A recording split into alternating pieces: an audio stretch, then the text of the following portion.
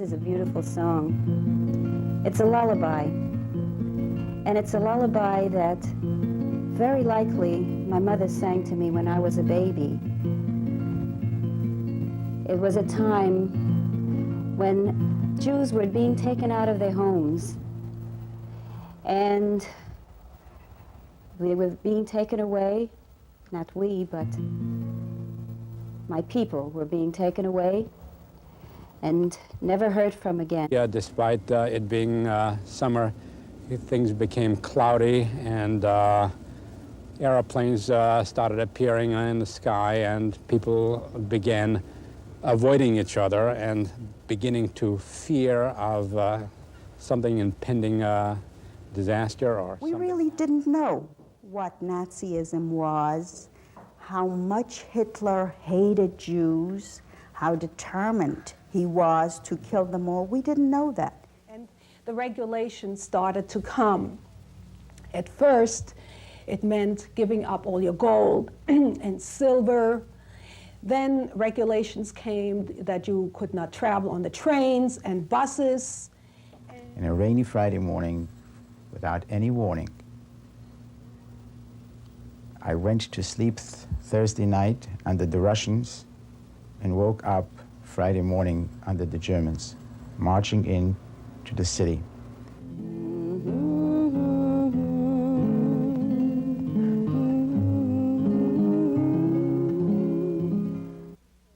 On November 9th of 1938, there was a night called Kristall Night, or the Night of Falling Glass, where there were 200 synagogues that were all bombed.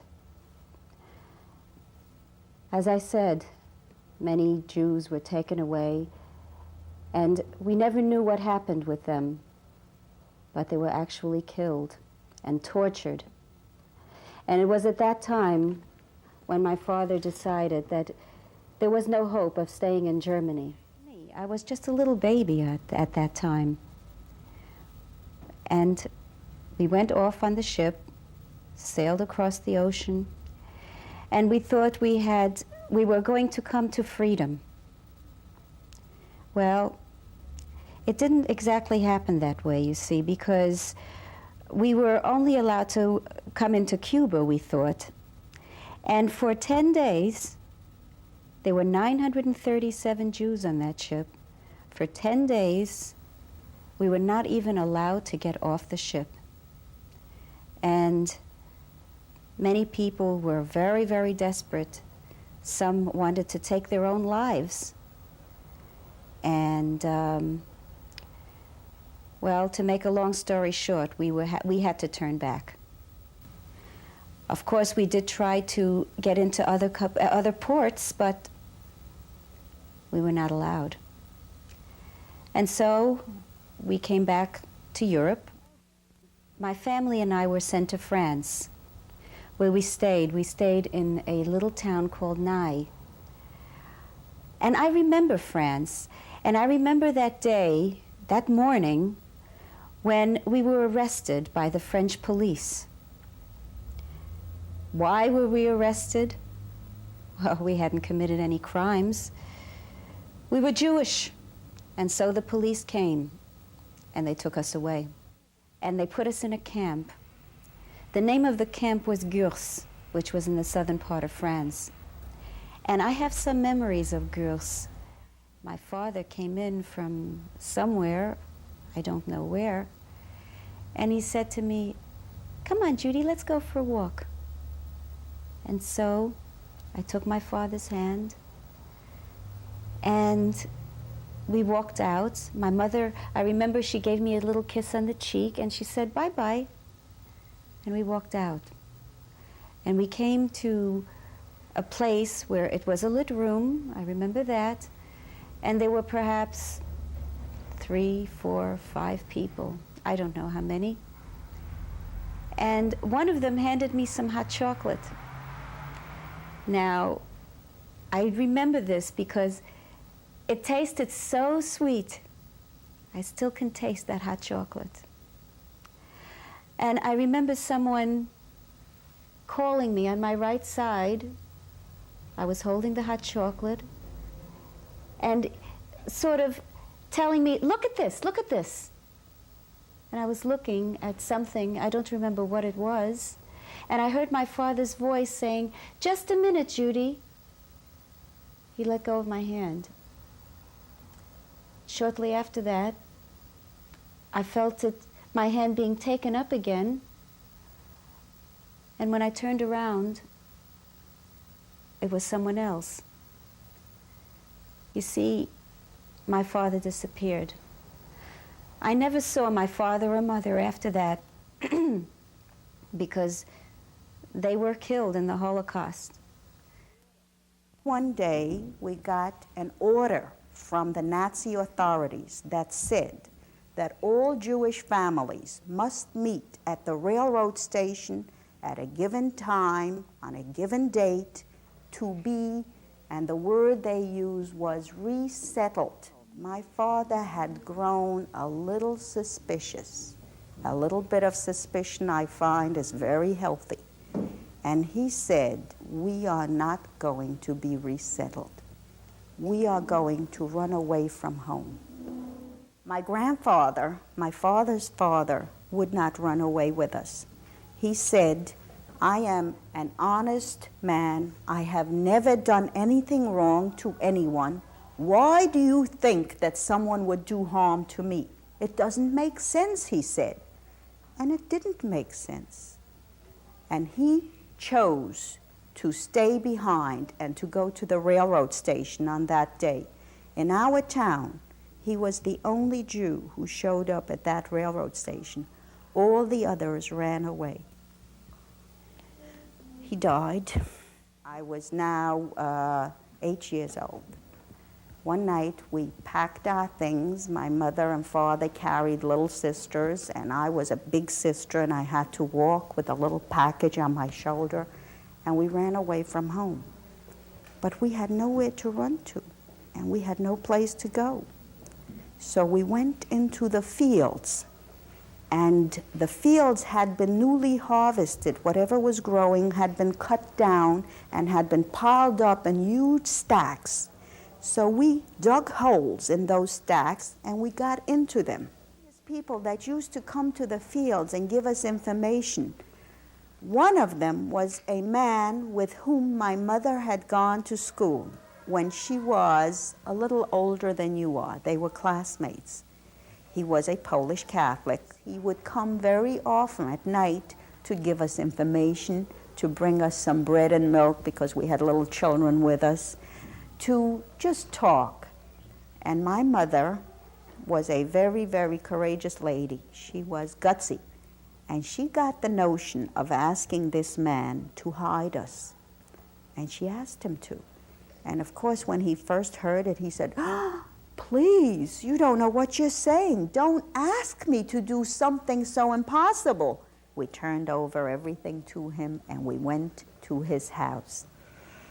It was a little house, 2 rooms, and we were going to make our home in the attic.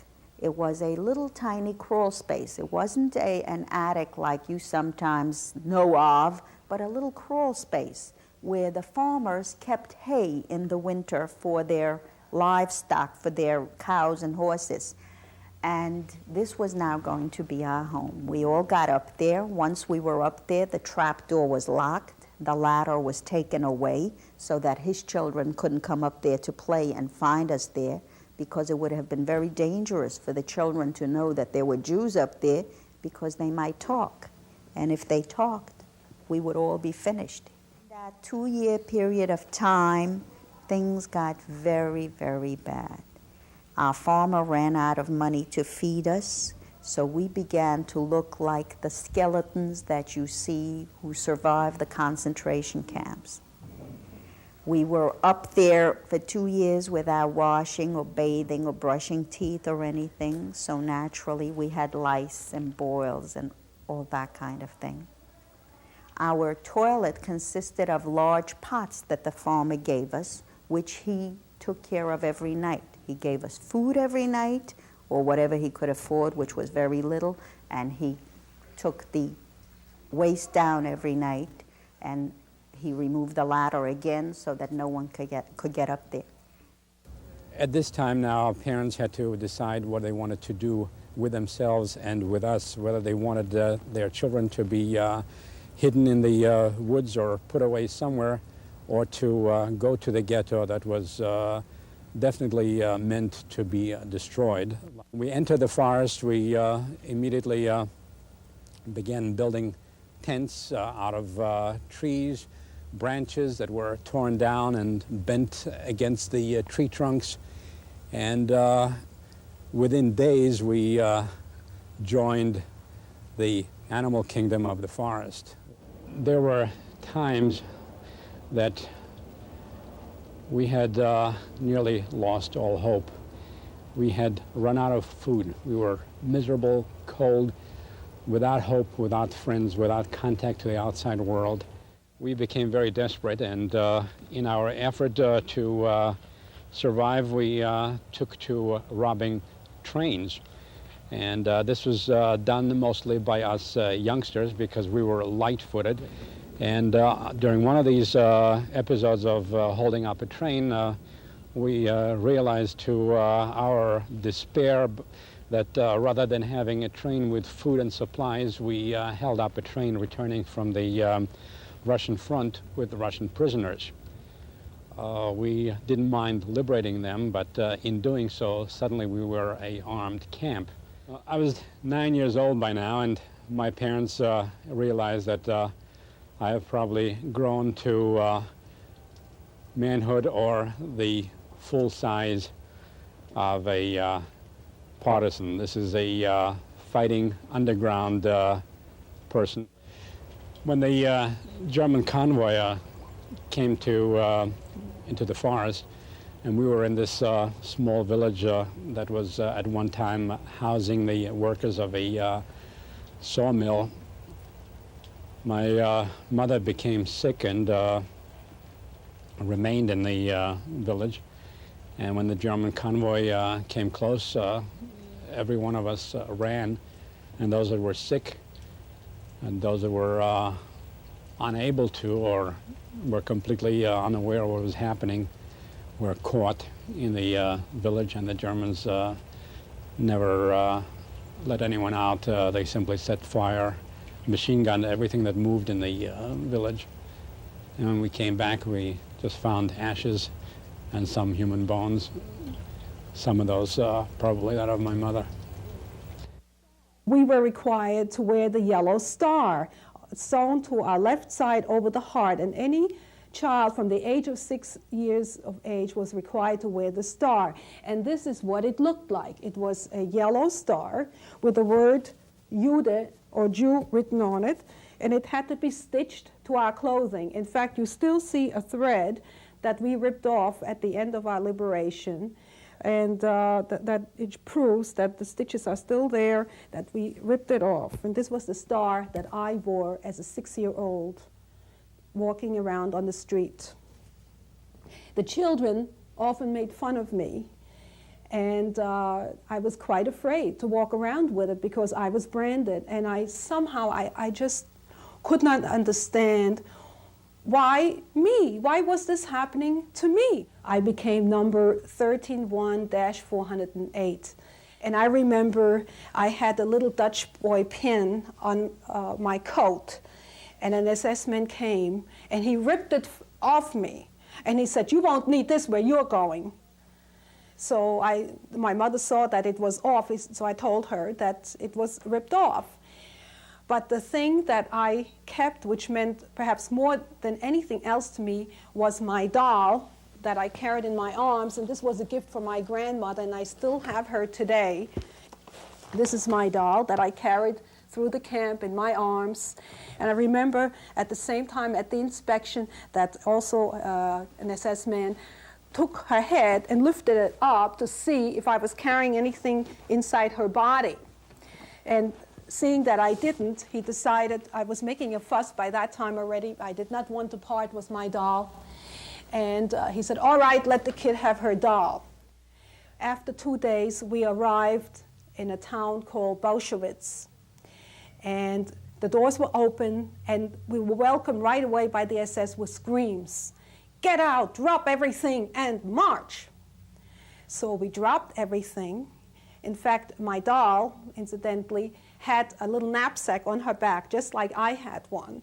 And I packed her clothes in just before. So I marched with my doll in my arms. My parents were on either side of me because the SS were already whipping us, and they were telling us to march quicker. And the old people were already falling to the wayside. And probably they died right there on the spot. They were tired from the trip. And we marched about 2 miles into the camp. Can you imagine waking up in the morning, feeling a pain in your stomach from hunger? Can you imagine lunchtime and night, always feeling this gnawing feeling, this pain in your stomach, that all you want to do is to eat something, anything, even a rotten turnip, even a gristle from a bone, even even grass. In fact, we were even searching for dandelion leaves and ate that. There was so little around, or breaking into the potato cellars. We had contests between us to count our bones because we had gotten quite thin, and we looked at each other to see how many bones were sticking out on each of us. We had other contests also to imagine the most luxurious meals. It was just from morning till night. You talked about nothing but food and how to get it. In 1943 was the worst time for us.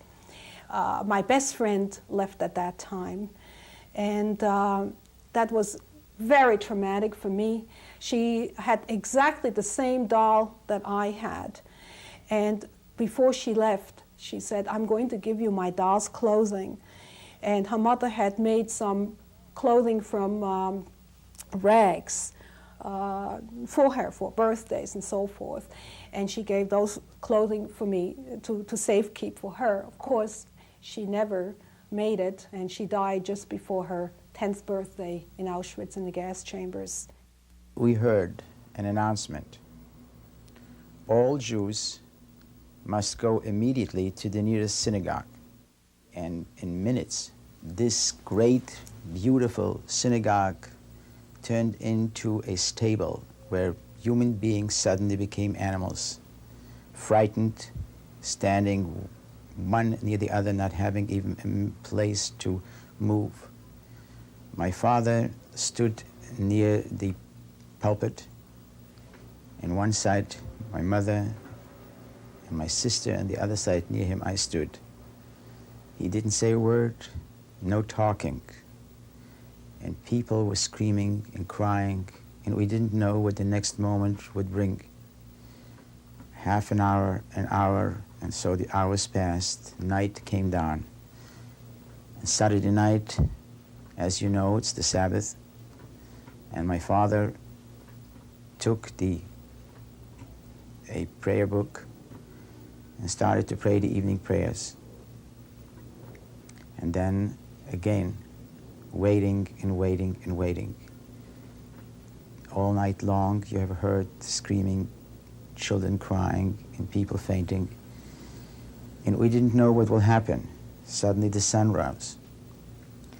Around 8 o'clock in the morning, a German officer entered the synagogue and called out in anger, in German, "Der Rabbiner," which means the rabbi.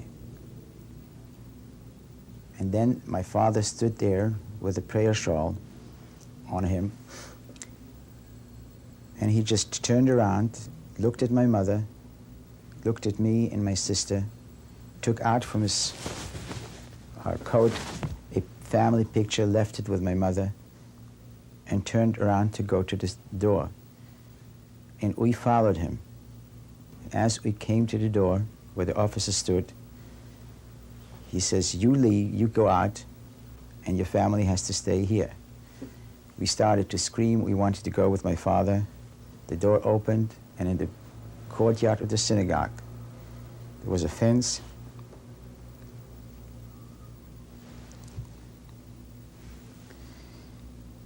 Some German officers stood there with their guns. They ordered him out, and there he was shot in our presence. An hour later, all of us were chased out of the synagogue, and that began our long journey to the concentration camp. This was a most horrible night, very cold and rainy, and my feet suddenly froze. And I cried to my mother, I can't feel my feet. And my mother said, run, my son, and by running, the blood will circulate. Where am I going to run? It was a mountain, and the people were just sitting there and lying. Dark it was, and I did what my mother told me. And as I was running up and down this mountain, suddenly I felt I'm stepping on something like a little hill.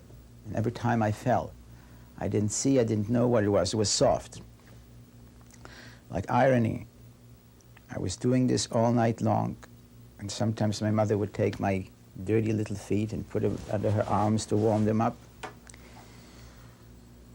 And then, in the morning, the rain stopped and the sun started to shine, and the most frightening and painful sight.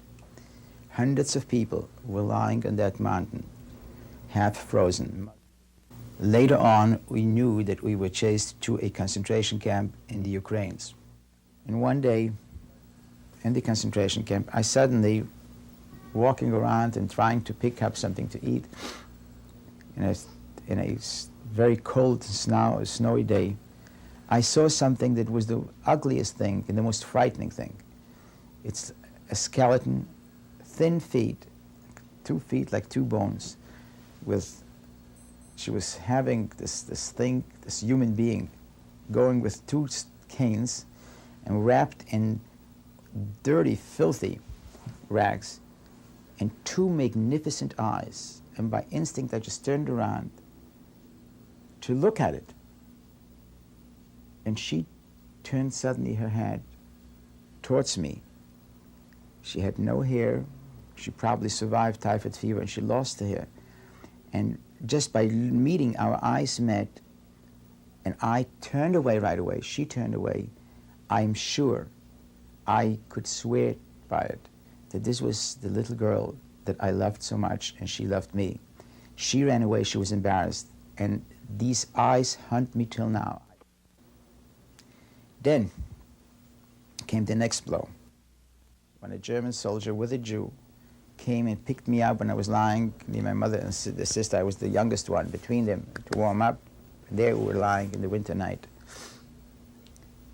And I'd never forget it, when they placed me on the truck to be sent away, my mother standing and screaming, he's only a child, he's only a child.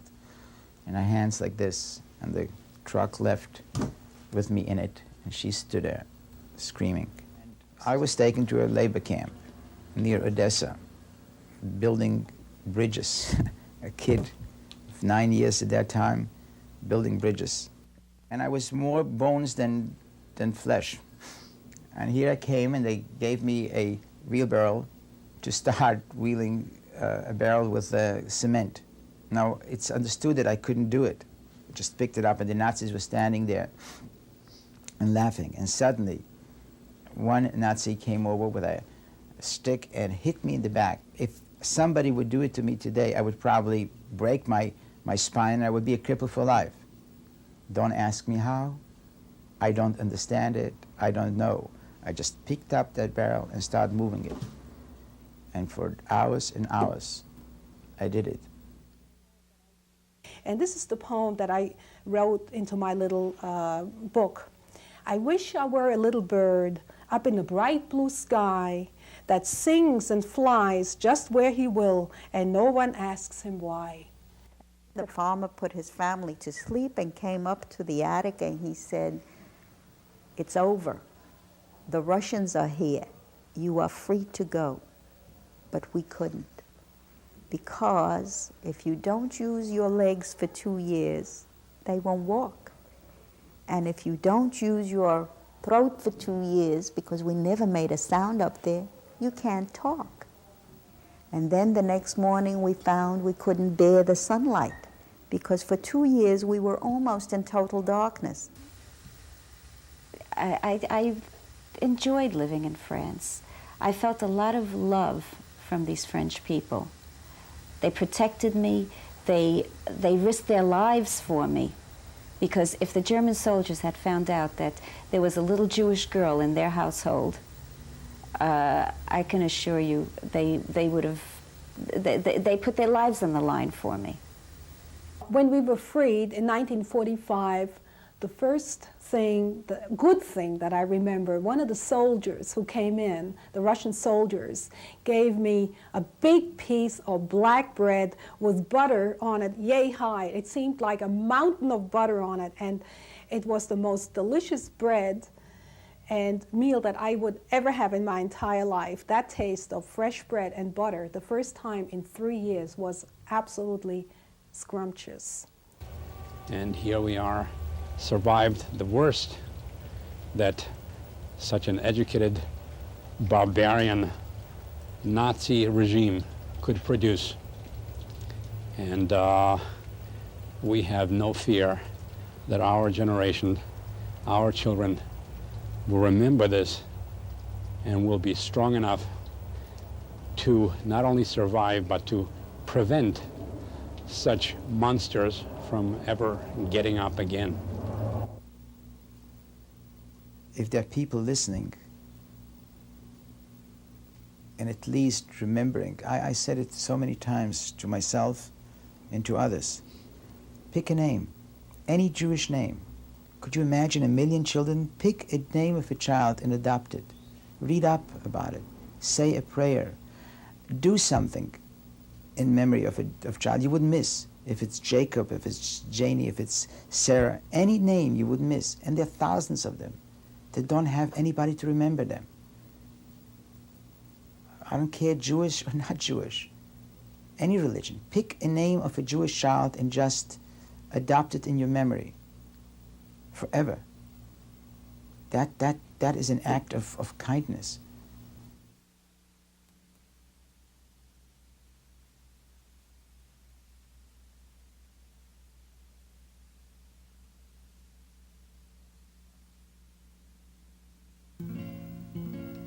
Mach zu die Egelach, hat kommen Fegelach, kreisen darum, zu Koppens von ein Weg, das Päckl in der Hand, das Häusen asch und brennt. Wir losen sich, mein Kind, suchen Glück. Der Welt hat Gott vermacht, und tun ist Nacht. Sie wacht auf uns mit Scheu.